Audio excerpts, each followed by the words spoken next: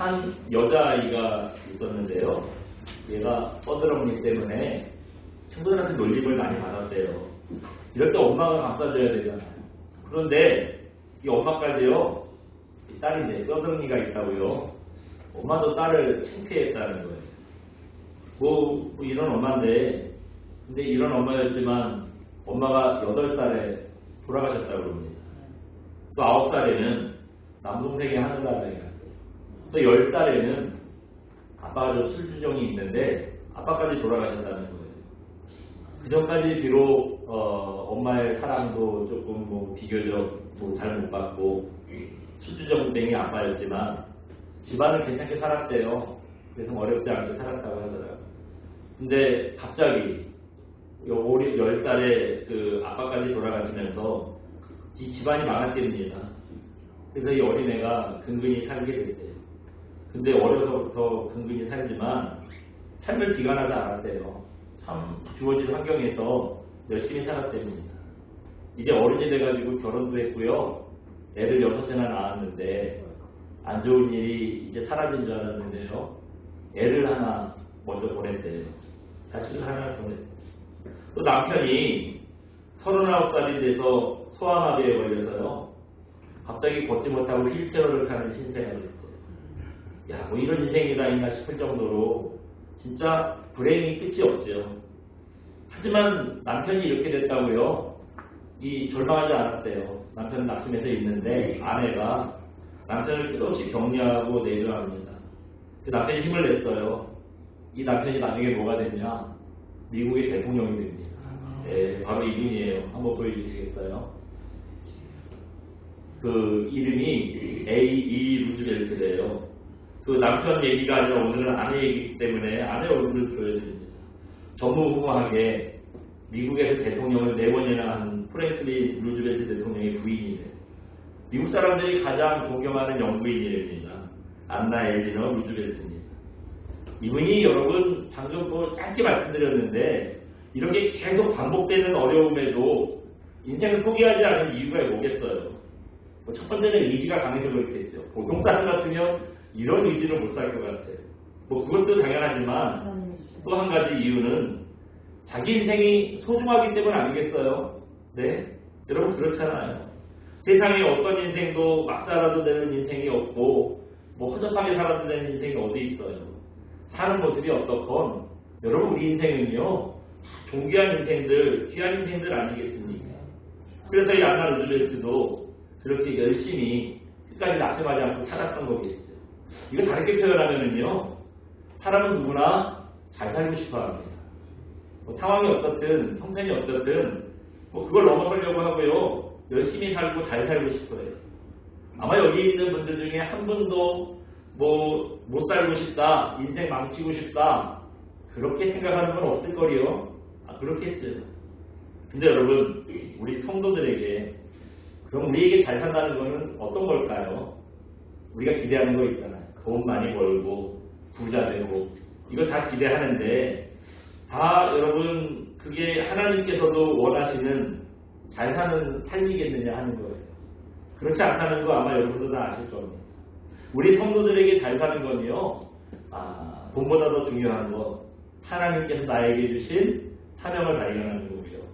또 우리가 사는데 사명대로 사는 거예요. 그게 하나님께서 인정하시는 잘 사는 법이라는 겁니다. 근데 오늘 본문을 보시면 요나가 오늘 본문의 주인공은 요나인데요. 하나님께서 세우신 선지자인데 하나님께서 부르신 선지자로 부르신 거에 정말 엉뚱하게요. 사명대로 사는 사람이 아니에요. 선지자로 사명을 받았는데 그 사명과 다르게 삽니다. 불순종하고요. 자꾸 도망가려고 하죠. 하나님께서 이걸 놔두시겠어요? 내가 불순종하고 있구나. 내가 다시 이걸 돌이키고 사명을 감당해야 하는구나. 이걸 깨닫게 하시려고요. 고난을 주시더라고요. 그래서 우리가 요나 인생 다 알잖아요. 풍랑도 만나고 물고기 뱃속에 들어가서 3일 동안 죽을 뻔하고 이런 고난의 연속이었던 이유가 뭐냐? 사명을 회피했기 때문에 그렇더라 하는 겁니다. 요나라는 그 이름 한번 볼까요? 한번 잠깐 보여주시겠어요? 네, 저게 이스라엘 말로요. 요나라는 글씨예요. 여기 맨 앞에 있는 이 점 같은 게 이제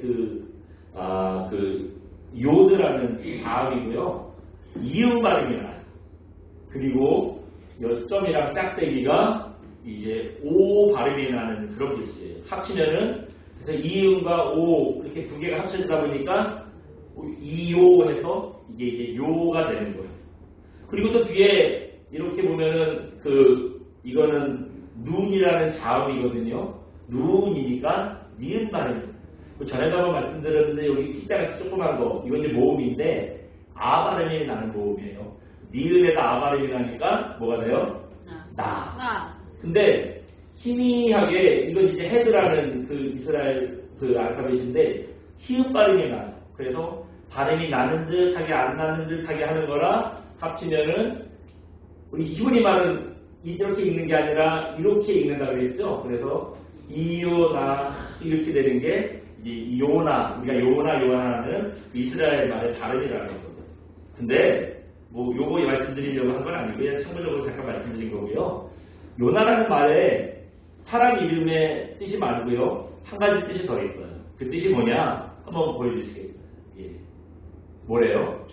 비둘기. 비둘기가 요나예요. 이스라엘 말의 비둘기가 요나예요. 성경을 보시면 비둘기가 제일 처음 나오는 구절이 있습니다. 저는 당연히 찾아봤으니까 알죠. 예. 어디냐면 창세기 8장이에요. 창세기 8장에 보시면 노아 홍수 때의 얘기거든요. 이게 홍수가 나서 뭐 이 온 땅에 땅이 없잖아요. 다 물로 뒤덮여가지고 땅이 없잖아요. 그러니 물이 빠져야 묻이 드러나서 이제 방주에서 나올 수 있겠죠. 그래서 물이 얼마나 빠졌나 보려고요. 노아가 비둘기를 날려보내는 거예요. 그래서 그냥 돌아오면은 이제 아직 이게 땅이 없으니까 그냥 돌아오는 거고요. 안 돌아오면은 어딘가 이제 자리 잡았구나. 나도 나가도 되겠구나 생각을 했던 거죠.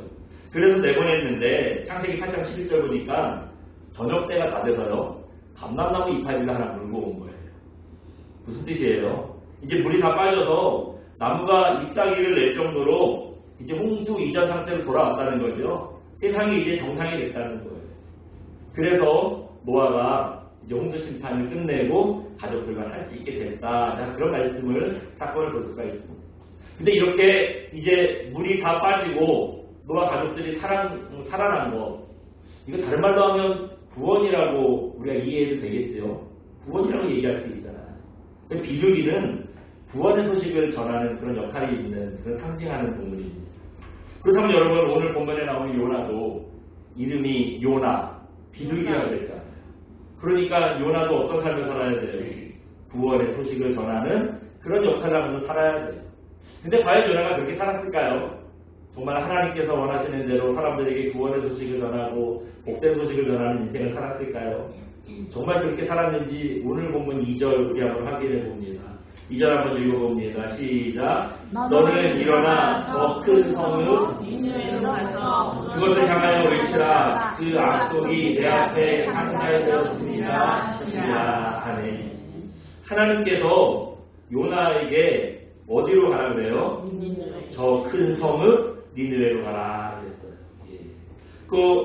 그래서 가서 니느웨로 가서 이제 말하는 거죠. 니느웨는 어디냐 하면 아수르라는 옛날 나라의 수도예요. 옛날 수도입니다. 지금 니느웨 성이 죄악이 가득하니 하나님께서 심판하려고 합니다. 빨리 회개하세요. 여러분 그래야 살 수 있습니다. 이 구원의 소식을 전하라고 하나님께서 요나를 이름이 비둘기라 불렀을까요? 어쨌든 요나를 마침 부르신 거예요. 잠깐 한번 보여주시겠어요? 지도 한번 볼까요? 예. 하나님께서 여기가 예루살렘이고요. 이제 하나님께서 여기서 이제 요나를 부르신 거예요. 그래서 니느웨는 어디냐? 여기입니다. 여기 니느웨라고. 그래서 여기가 이제 니느웨. 여기는 이라크 땅이에요. 오늘날 이라크 땅이고 옛날에 이라크의 독재자 후세인이라는 사람이 있었잖아요. 그 사람 죽고 나서 이라크에 내전이 일어났는데 그 뉴스에 보시면 옛날에 혹시 모술이라는 동네 얘기를 많이 했어요. 뭐 그 동네가 뭐가 좀 중요한 동네였나. 그래서 뭐 내전이 일어났는데 모술에서 싸움 확실히 많이 했나 봐요. 그 모술이라는 동네가 오늘날 모술이라는 동네가 바로 저 니느웨였습니다. 니느웨. 아무튼 그래서 니느웨로 가라고 사명을 받았어요. 그런데 요나가 복음을 안 전했어요. 3절 보시면 이 복음을 전하라는 주신 사명을 거절하고 도망을 가요. 어디로 도망을 갔느냐? 먼저 이 예루살렘에서 이 앞에 있는 어디라는 동네예요? 야, 이 요빠 이게 글씨가 너무 작네요. 크기가 이래서 예. 요빠라는 동네로 갔어요. 여기는 어디냐면 오늘날 이스라엘의 여러분 제일 유명한 도시가 어디죠? 예루살렘. 근데 예루살렘이 수도일까요? 아닐까요? 예루살렘이 참 애매해. 수도가 아닌 것도 아니고 수도인 것도 아니고 그렇대요. 왜냐하면 이 예루살렘은 기독교, 유대교, 이슬람교 모든 종교의 성지예요. 그러다 보니까 거기 그 예루살렘을 차지하려고요. 싸움박질이 심한 거예요. 옛날에도 그랬고 지금도 그렇대요. 그래서 간간히 뭐 분쟁도 많고 테러가 자주 일어나고 뭐 이런 곳입니다. 수도가 이러면 불안하잖아요. 그래서 오늘날의 그 사람들이 이스라엘이나 세계 사람들이 이스라엘의 수도로 여기는 데가 어디냐면 여기 요빠라는 동네예요. 이름은 오늘날 이름 뭐냐면 텔아비브라는 그런 동네입니다. 저 여기로 도망을 갔어요. 여기 이제 여기에 와서 배를 탈 수 있겠죠. 그래서 여기 텔아비브로 이제 와서 이제 요빠로 와서 다시스로 가는 배를 타요. 다시스는 어디냐? 여기죠. 하나님께서 복음을 전하라고 한 데는 반대쪽 니느웨예요. 근데 이 요나가 도망가려고 한 데는 여기 다시스예요. 이 다시스라는 데는 어디냐? 오늘날 스페인 땅입니다. 스페인에 있는 도시예요. 옛날에는 이 사람들이요, 우리는 유럽이 세계의 중심이라고 생각하잖아요. 옛날에는 그게 아니에요. 중동이 세계의 중심이었어요. 그래서 그때 중동 사람들이 문명이 발달했는데 그 사람들이 최고로 멀리 가본 데가 스페인이라는 거예요. 그 뒤에 이제 뭐 유럽에 사람들이 살고 있었죠. 뭐 사람들이 살고 있었는데 근데 야만인처럼 살아가지고 뭐 거기 사람이 있는 줄도 모르고 그 땅에 있는 줄도 몰랐다는 거예요. 그래서 이 당시 주변에 이쪽에 있는 사람들이 제일 멀리 가본 데가 스페인이에요. 다시스로 도망갔다는 건 무슨 말이냐면 땅끝으로 도망갔다는 거예요. 땅끝으로 도망갔다는 거예요. 이 세상 끝까지 도망가려고 한 걸 보니까 요나가 하나님의 사명을 진짜 감당하기 싫었나 봐요. 예? 여기 가면 못 잡아오겠지 해가지고 도망을 가는 건가 봐요. 그렇다고 하나님께서 사명을 거부하시는 요나를 그냥 놔두시겠어요? 어떤 일이 일어났는지 우리 다들 한번 확인해 봅니다. 다들 봅니다. 시작. 여호와께서 큰 바람을 바다 위에 내리시네 바다 가운데 큰 풍랑이 일어나 배가 거기 깨지게 되니라. 아멘. 다시스로 가는 배를 오타쿠나 하고 탔는데 열심히 가는데 뭘 만났대요? 풍랑을 만났다는 거예요. 큰 풍랑을 만났다는 거예요. 다시스로 못 가게 하나님께서 막으시는 거죠. 이 일을 통해서 우리가 깨달아야 될 사실이 있어요. 한번 보여주시겠어요?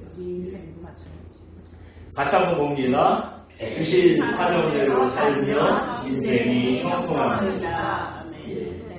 요나가 사명을 거부하고 도망갔기 때문에 풍랑 만났잖아요. 반대로 얘기하면 그러면 사명을 감당했다면 얼마나 형통했겠어요. 실제로 그랬어요. 나중에 자기 잘못 깨닫고 주신 사명대로 니느웨로 가서 복음을 전했더니요. 이 니느웨가 난리가 난 거예요. 회개의 역사가 일어납니다. 우리는 뭐 그럴 수 있지 생각하는데 여러분 니느웨는 하나님을 섬기는 나라가 아니에요. 하나님이 있는 줄도 모르는 사람들이에요.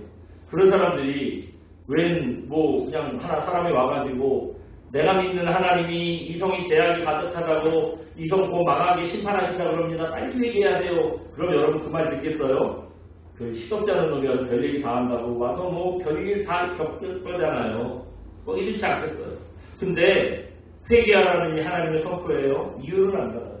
온 성이 금식하고 죄를 뒤집어쓰고 자기 죄를 회개합니다. 주신 사명에 불순종하고 도망갔을 때에는 폭풍을 만나고 물고기 뱃속에 들어가서 3일 동안 갇혀있고 온갖 고생 다 했는데 사명대로 순종했더니 어떻습니까? 순탄하잖아요. 길이 열리잖아요. 우리가 내 맘대로 살지 않고 하나님께서 주신 사명대로 살아야 되는 이유가 바로 여기 있어요. 하나님께서 주신 사명대로 살자고 하는데 여러분 그게 왜 중요하냐? 하나님께서 우리에게 사명을 주시고요. 주신 사명대로 산다는 건 이런 의미입니다. 사명대로 산다는 건 하나님과 내가 생각이 같아진다는 거예요. 여러분 사명대로 산다는 게 뭐예요? 그 일이 중요하니까 그 일에 내가 힘쓰고 인생을 걸고 살겠다는 거잖아요. 하나님께서 주신 사명은 나도 그걸 똑같이 중요하다고 생각하는 거예요. 그러니까 생각이 같아지는 거예요. 또 사명을 또 우리가 감당하려면 준비해야 되잖아요. 준비 없이 하나님께서 쓰시지 않아요. 뭐 학생 같으면 학업을 준비하고 뭐 다른 일 할 수 있겠죠. 그러니까 이게 계획이 있어야 돼요. 하나님도 우리에게 계획을 가지고 계시거든요. 지금 조금 어렵고 빈틈이 있고 힘든 것 같아도 하나님의 놀라운 계획 안에 일부예요. 또 그 고난을 통해서 어떻게 우리를 다루실 수도 있잖아요. 그러니까 하나님의 계획과 내 계획이 같아지는 거예요. 또 사명을 감당한다는 건 목표가 생긴 거예요. 사명 없는 사람들은 인생에 목표가 없어요. 근데 사명이 있는 사람들은 인생에 목표가 있어요. 근데 그 목표가 누가 주신 목표예요? 하나님 주신 목표예요. 그러니까 이 사명을 감당하면서 산다는 거는 하나님과 내가 인생의 목표도 같아진다는 거예요. 여러분, 하나님과 생각이 같고 계획이 같고 목표가 같은데 그런 사람 하나님께서 그냥 두시겠어요? 도우시겠지요. 하나님께서 왜 안 도와주시겠어요? 그래서 우리가 사명대로 살면은요, 하나님께서 인도해 주시는 삶이 될 수 있어요. 인생이 비교적 형통할 수 있다 하는 겁니다. 바울 한번 생각해 볼까요? 바울이 예수님 만나기 전에 어떤 인생이었죠? 참 열심히 살았어요. 그때도 참 열심히 살았어요. 근데 이 열심히는 살았는데 바울의 열심이 바른 열심은 아니었어요. 잘못된 열심이었어요. 이 열심이 얼마나 잘못됐는데 지나치게 잘못됐는지 사람들 막 괴롭혀요. 핍박하고 심지어 죽이기까지 합니다.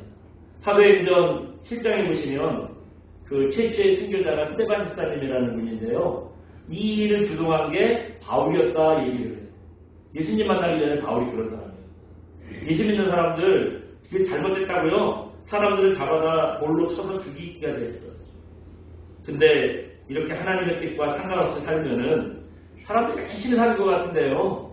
그게 바른 길이 될 수가 없는 거예요. 인생이 잔혹하고 엉망진창 되는 거예요. 근데 바울이 그러다가 주님 만났잖아요. 주님 만나고 사명대로 이제 주신 사명대로 사니 바울의 인생이 어떻게 됐죠? 네? 여태까지 좋은 건 줄 알고 진짜 목숨 걸고 열심히 그렇게 막 익히고 했는데 이게 얼마나 헛되고 잘못된 건가를 알았대요. 그 빌립보서 3장 7절 8절 보시면 주님 만나고 자기의 모든 걸 다 해로운 것이라고 하고요. 심지어 배설물처럼 여겼다. 그렇게 말씀하고 있잖아요. 예수님 만나고 났더니 또 주신 사명이 뭔지 알고 사명대로 살고 났더니 이제 바른 인생 되는 거죠. 이게 여러분 하나님 만난 사람들의 모습이에요. 반면에 요나는 어떠냐? 사명 받았는데도 우리가 오늘 본 것처럼 사명대로 안 살았잖아요. 네, 앞서 말씀드린 것처럼 사명대로 살지 않으니 풍랑을 만나고 물속에 뱃속에 들어가 3일을 갇혀있고 인생이 고난투성입니다. 엉망진창이에요. 하나님은 우리가 여러분 사명 거절하고요. 내 맘대로 산다고요. 그냥 그래 너 편한 대로 해. 네 맘대로 살아. 그렇게 놔두시는 분이 아니세요. 끝까지 우리를 바른 길로 인도하시는 분이세요. 그러니까 우리가 잘못된 길로 가는데 놔둘 수 없잖아요. 하나님과 멀어지는데 그 길을 그냥 놔둘 수 없잖아요. 그러니까 그 길을 놔두세요. 우리는 여러분 내가 바라는 대로 안 되면 그걸 뭐라고 생각하죠? 고난이라고 생각해요. 나는 저기 가고 싶었는데 그 길이 자꾸 막혀. 차가 안 와. 하나님께서 왜 이런 고난을 주시나 이런 생각을 해요. 내가 원하는 대로 생각하는 대로 일이 안 되면 고난이라고 생각하고 인생의 걸림돌이라고 생각합니다. 근데 여러분 고난도요 우리가 좀 구별을 해야 돼요. 어떤 고난은 죽이는 고난이 있고요. 어떤 고난은 살리는 고난이 있어요. 그럴 때 요나가 풍랑을 만난 건 여러분 어떤 고난이었겠어요? 죽이는 고난이 아니라 바른 길로 가게 만드는 살리는 고난이었다는 겁니다. 그러니까 우리가 이거 잘 분별해야 돼요. 어려움이 왔다고 내 생각대로 일이 되지 않았다고 무조건 불평하고 낙심할 게 아니라 이게 나를 살리는 고난인가 나를 죽이는 고난인가 바른 길로 나를 인도하는 고난인가 분별할 줄 알아야 된다는 거예요. 그러면 안 되는데요. 어떤 교회 집사님이 교회에서는 집사님인데 밖에 나가서는 직함이 따로 있어요. 그 직함은 사기꾼이에요. 네? 사람들을 정말 교회에서는 열심히 하는데 교회에서 열심히 하는 거 이것도 사기죠. 사실 얼마나 잘 만드는 거예요. 세상에 나가서는 사람들 속이고 온갖 나쁜 짓 다 하는 거예요. 근데 이분이 기도도 열심히 해요. 주여 말씀에 권능을 주셔서 무슨 말을 하든지 사람들이 다 믿게 해주시고 자유롭게 해주시옵소서. 예수님 이름으로 기도드렸습니다. 아멘. 막 아멘을 부탁해서 아멘 하면 2번 해요. 아무리 이렇게 힘차게 기도를 해도 이런 기도를 하나님께서 들어주시겠어요? 어느 날부터가 사기가 안 먹히는 거예요. 옛날에 잘 됐는데 안 먹혀요. 그러다 결국 경찰에 붙잡힙니다. 그랬다고 해서 이게 고난이겠어요? 예?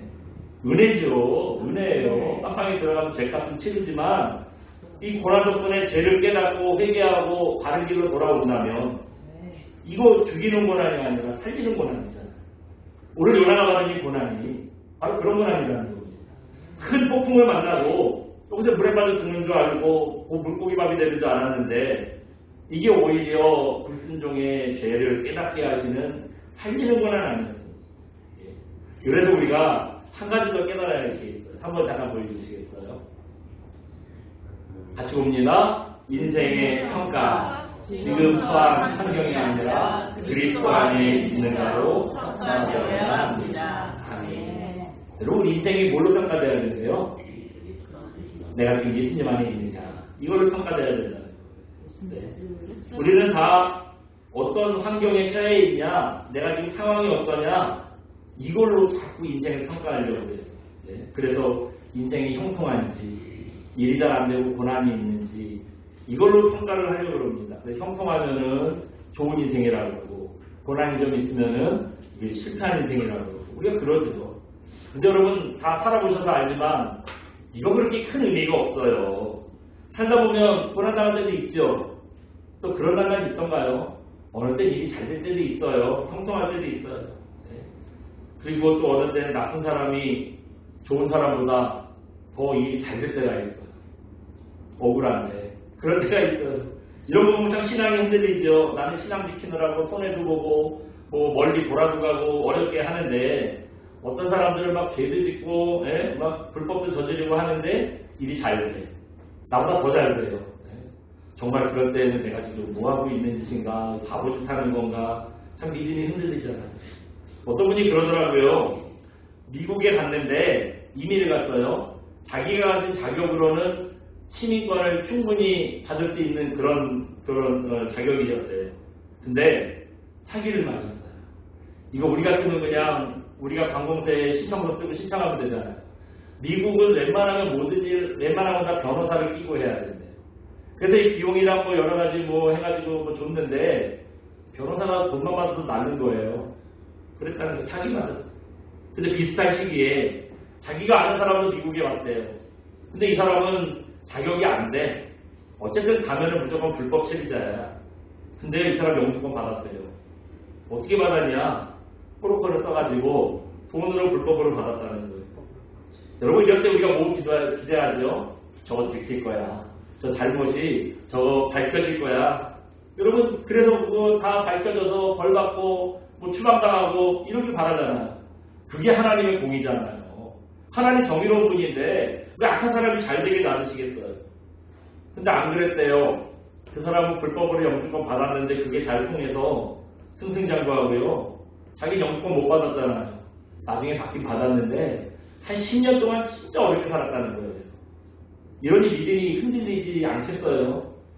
그래서 여러분 고난당하고 있는지 형통한지 왜 이런 걸로 인생을 평가하려고 해서는 안 됩니다. 지금 내가 예수님 안에 있느냐 내가 지금 주님과 동행하고 있느냐 이걸로 우리 인생이 평가돼야 돼요. 우리가 상황만 가지고 인생을 평가하면 안 되는 게 어떤 때는요 죄짓고 불순종하려고 해도 일이 그렇게 착착 잘 진행될 때가 있어요. 아까 그 사기꾼 그랬잖아요. 오늘 본문도 그래요. 오늘 본문도 그래요. 우리 오늘 본문 3절 한번 읽어볼까요? 3절 같이 봅니다. 시작. 그러나 요나가 여호와의 얼굴을 피하려고 일어나 다시스로 도망하려 하여 요바로 내려갔더니 마침 다시스로 가는 데를 만나니라. 아멘. 우리 여기까지만 보죠. 요바로 내려갔더니 그 다음에 뭐라 그래요? 마침 이게 중요해. 다시 들어가는 데가 늘 있던 게 아니라 마침 다시 들어가는 데가 있었다는 거예요. 네. 이거 참 어떻습니까? 할렐루야죠. 야 하나님께서 도우시라고 했을까요? 빨리 불순종하라고 일이요 착착 진행되고 있어요. 준비되고 예비되고 여호와 일에 막 난리가 났어요. 뒤에 형통인 줄 알았는데 근데 여러분 이게 형통이던가요?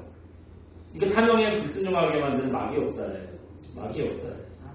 여러분 형통하다고 가져온 거 아닙니다. 어떨 때면요, 우리가 형통하고 참 감사하다 생각하는 일이 우리를 망하게 하는 일이 될 수도 있어요.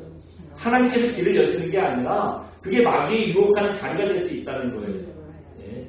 그래서 신나게 따라갔다가 하나님과 멀어지고 인생이 망하고, 여러분 그런 일이 얼마나 많아요. 예.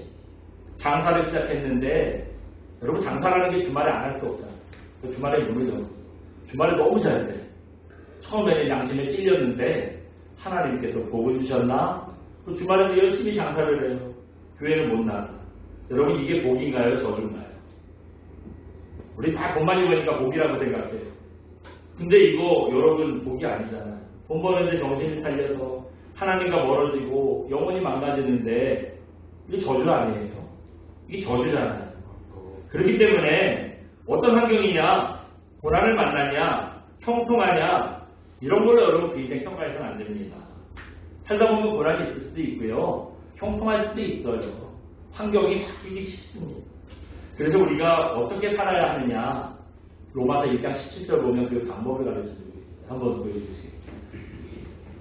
같이 한번 읽어봅니다. 로마서 1장 17절 말씀. 기록된 바 오직 의인은 믿음으로 말미암아 살리라 함과 같으니라. 아멘. 여러분, 우리는 고난이냐 형통이냐 이걸로 인생을 평가한다고 했잖아요. 근데 하나님의 평가는 그게 아니라고 했어요. 하나님의 평가는 오직 의인은 뭘로 살아야 믿음으로 살아야 되는데, 믿음으로 말미암아 살아야 하는 거예요. 내가 지금 하나님 안에 있느냐, 내가 지금 예수님과 동행하는 삶이 되고 있느냐, 이게 중요해요. 사람들은 우리를 어떻게 평가할지 몰라도 하나님은 우리에게 그거 한 가지 보시는 거예요. 내가 뭐 부자, 하나님 앞에 섰을 때 돈이 많은 거 소용없잖아요. 뭐 명예가 높은 거 소용없잖아요. 뭐 조금 어렵게 살았어도, 또 남들보다 좀 넉넉하지 못하게 살았어도 하나님 열심히 붙잡고 살았으면 그걸로 되잖아요. 하나님께서 그 인생을 가장 존귀하게 여겨주시잖아요. 오직 의인은 믿음으로 말미암아 살리라. 여러분 이게 다른 인생 되는 길이고 우리 믿음을 지키는 길입니다. 그렇기 때문에 형통하냐 고난에 처했냐 환경 때문에 흔들리지 마시기 바랍니다. 오직 의인은 믿음으로 살리라. 이 말씀을 붙들고 우리는 어떤 상황에서도 환경 처하지 말고요, 여러분 믿음으로 사는 저 여러분 되시기를 주님의 이름으로 축원드립니다. 이 시간 함께 찬양하고 기도합니다. 은혜 아니면 함께 찬양하고 기도하겠습니다.